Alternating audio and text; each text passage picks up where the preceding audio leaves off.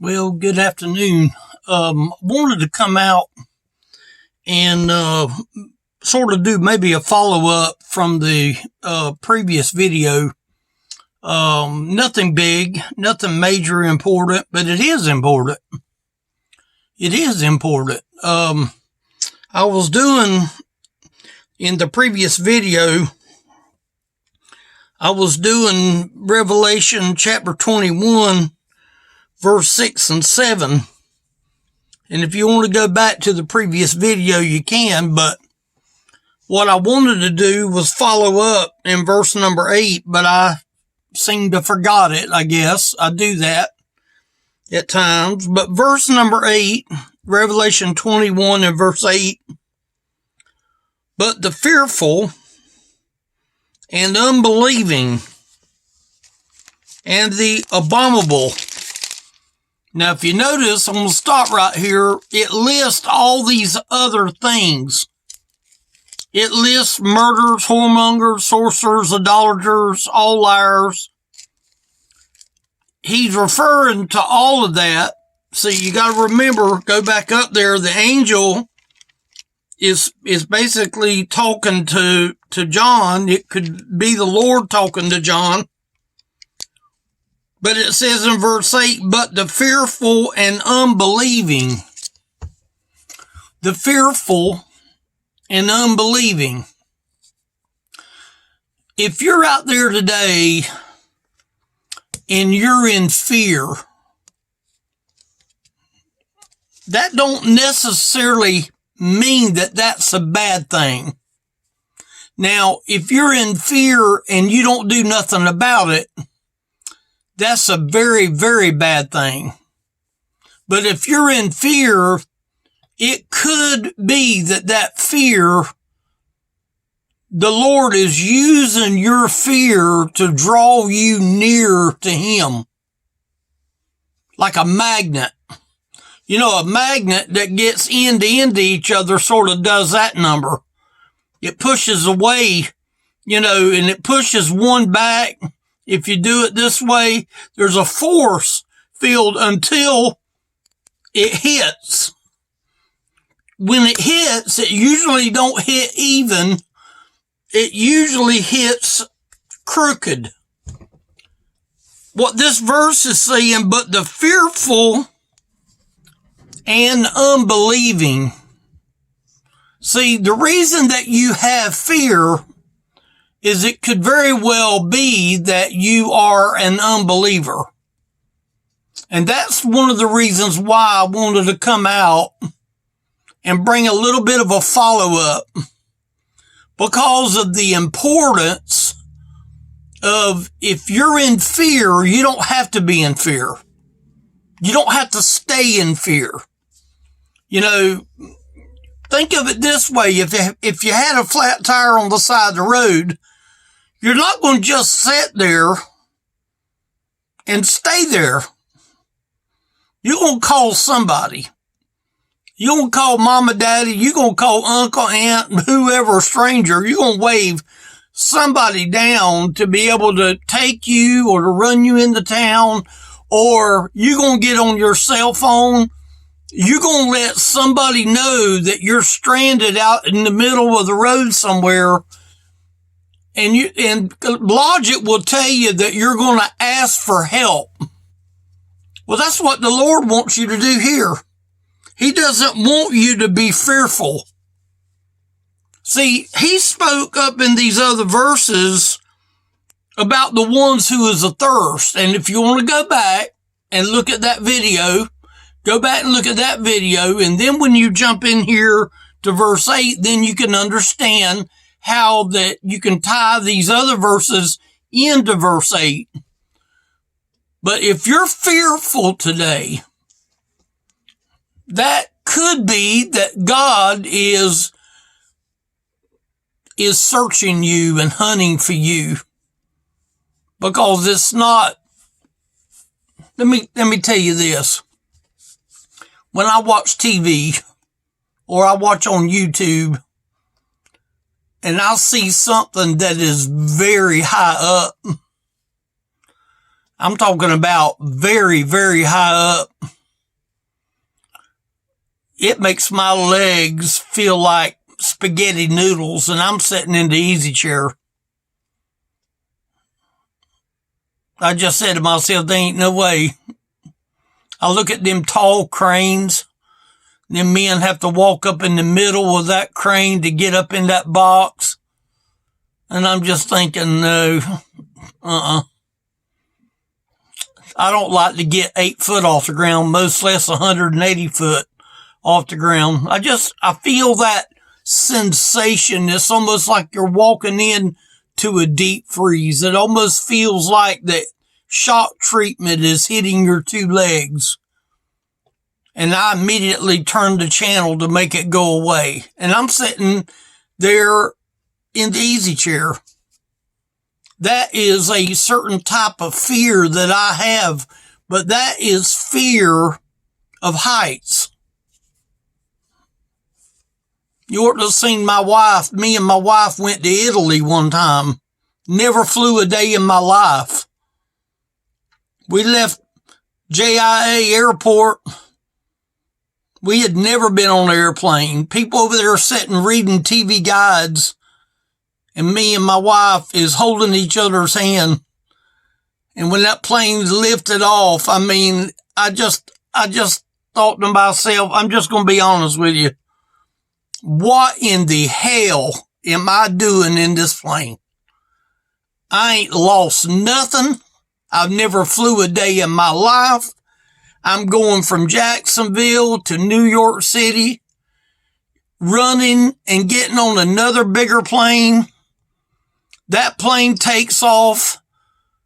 It put my head in the seat, and we was going down the runway, and we was 9 hours in the air. We could see the bottom part of England from where we was. We went over the Swiss Alps, and it looked like anthills. So help me, it was look brown like a stained up 2x4. And if you look real hard, you could see a little bit of life between the mountains. But you had to really, really look. I went there. We flew back. Instead of flying back to get directly home, they flew me from JFK to Cincinnati, Ohio, in one of them puddle jumpers. Them ones that was like 50 passengers with the bathroom door in the center. I mean, you talking about being broke in to flying at that moment in my life? I don't know why I went. It didn't do me hardly no good. My wife didn't enjoy it. I really didn't enjoy it. But here's the thing. We got home. And we made it back home. And I only flew, I think, one time since then. I flew to Houston. I had to fly from Jacksonville to Atlanta, and from Atlanta to Houston and back. You know what? That is a certain type of fear. I'm not referring to that kind of fear. That's a fear that I really don't care to enjoy anymore. There wasn't no enjoyment in that fear. But it says, but the fearful and unbelieving. Unbelieving in what? Unbelieving in the Lord. Not believing that he came. Not believing that he died. Not believing that he had nails in his hands and nails in his feet. Not believing that he went to the cross to pay my sin debt and to pay your sin debt. And if you are an unbeliever, he came to pay your sin debt. He's willing to pay your sin debt today, whether you know him or whether you don't know him. He's willing to pay your sin debt. The Bible says that he left the world. He went back to heaven. He told Peter and them, let not your heart be troubled. Ye believe in God, believe also in me. and he goes to heaven after when he says in verses in John 14, he goes back to heaven to prepare that place that he told Peter that he was going to. And the Bible says that he's coming back. And see, a person that is unbelieving doesn't believe any of that. And they'll go and say, well, I don't believe it because I didn't see it happen. Well, let me say this. I don't see the air that I'm breathing right now. I don't see the oxygen that I'm breathing right now. But I'm glad that my next breath is somewhere, Lord willing, in this room right here, close to my face where my next breath is. I don't see it. So I do believe that there was a Jesus that come from God. I believe that he lived and he died, and the Bible says that God raised him from the dead. Romans 10, verse 9. That God raised him from the dead, and he's in heaven now preparing a place. Now, I realize that sounds like hard to believe. That sounds like fairy tale to me, Ken. Well, there's a lot of things that seem like fairy tale to me. But I happen to believe this is true because this is what takes the fear out of my life. I can get scared at looking something on YouTube, but I'm not afraid of tomorrow with the Lord. Does that mean that I'm perfect? No. No, I'm not perfect by no stretch of the imagination. I have my faults. I have my weaknesses. But I can say that that fear of wonder of dying is gone. I wondered about it when I was religious. I was eat up in religion, but I didn't know Jesus. You can be eat up today with religion, but that doesn't mean that you know Jesus. But what you do is you believe by faith. Faith is the substance of things hoped for, the evidence of things not seen. For by it, faith, the elders in the Old Testament obtained a good report. They couldn't see a lot of things that went on in their life, but some of them believed. God made a promise for the ones who believe. See, we don't see Jesus coming back today. We don't know when he's coming back. Do I believe he is coming back? I absolutely do believe he's coming back. There's a verse that come to my mind, and I will see if I can find it real quick. Let's see, John 5, and right here it is, John 5:24. You want to know the gospel in just one verse? Right here it is. Verily, verily, I say unto you. Now, Jesus is writing this. Jesus is saying this. I think he's actually saying it to some of the Jews. Verily, verily, I say unto you, he that heareth my word and believeth on him that sent me hath everlasting life. That's present tense. Hath. It's like a possession. I've got this bottle in my hand. I possess this bottle. And unless somebody's bigger than I am that breaks through my door, they can certainly have the bottle. It's no value to me. But I'm possessing this bottle right here. It says, verily, verily, I say unto you, he that heareth my word. See, we have to believe what his word said. When someone quizzes me about God and I don't know where God comes from, you know what I tell them? Go look at the first 4 words of the Bible. In the beginning, God. That's all I need to know. Because faith takes over from that point on, because everything else is on faith. In the beginning, God. I believe there's a God. Because it says here, he that heareth my word and believeth on him that sent me. Now, God is the one that sent Jesus to the world, because the goats and the animals couldn't get the job done anymore. So he sends Jesus to the world with the fate of seeing the cross and dying on that cross so that man could have a sin payment. For all have sinned and come short of the glory of God. You a sinner, I'm a sinner.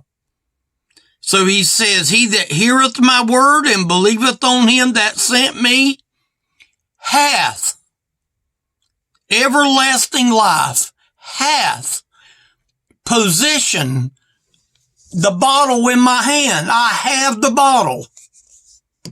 And if the Lord is gripping me with his hand, what can pluck me out of his hand? What can take me away from his hand? If he's got me in the palm of his hand, what can take me out? Some people says, oh, well, you can take yourself out. Well, you must be a whole lot bigger than God then, because you can't take yourself out. You never really put yourself in his hand other than obedience.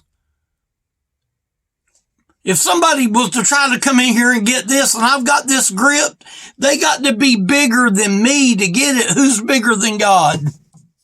Nobody. It says, hath everlasting life and shall not come into condemnation. Meaning you ain't got to worry about coming in condemnation when you know the Lord. Do I see the Lord in here? No. Do I believe in the message that I just brought in Revelations 21, verse 6 and 8, 6 through 8? Do I believe? Do I believe that? Absolutely, I believe that. It says that we shall not come into condemnation, but is passed from death unto life. See, that fear brings death. Remember the word that I used a minute ago about that fear and that unbelief. The unbelief brings death. And you know where you go when you die? If you die without the Lord, you go to the place that wasn't designed for you. Hell was not designed for human beings. It was designed for the devil and his angels. But God has no choice but to allow you to go to the place that wasn't designed for you, because you chose to turn down the Son. And the Bible says to believe. It said believe over there, and it says believe over here. Verily, verily, I say unto you, he that heareth my word and believeth on him that sent me hath everlasting life and shall not come into condemnation. See, when you have life, you're no longer condemned. Does that make you perfect? No. But you're no longer condemned when you're born again. But is passed. See, when you're passed from one instance to the other instance, see, there's a gap between my hands. Whatever is in my hand is over here. When I listen to the Lord and I believe in the Lord, my condemnation is no more in this hand, because my condemnation has been given to the Lord, and now the Lord has it. And my condemnation, my hand is empty. The Lord has my condemnation, and if I'm hid in the blood, then he has my condemnation. So this is very simple here in this verse, but is passed from death unto life. I don't have to worry about death. Do I think about it? Do I want to die today? No. No, I don't want to die today. I hope this means something to you. This is about as plain as I know how to put it. Elderly Ministry is the website. There you'll find the phone number. Look for the tab at the top and pull down the phone number. You're welcome to call me. We can talk. We can chit chat. We can have a good time. Just communicating. If I can do anything, call me. Leave me a message when you call, and I will return your call. Share the video if you think this video will help. Like I say, the other follow-up video is the one previous. It's the one in Revelation 21, verse 6 and 7, I believe. Well, maybe it might be 7 and 8. But anyway, it's there for you if you want to go look at it. Thank y'all for watching.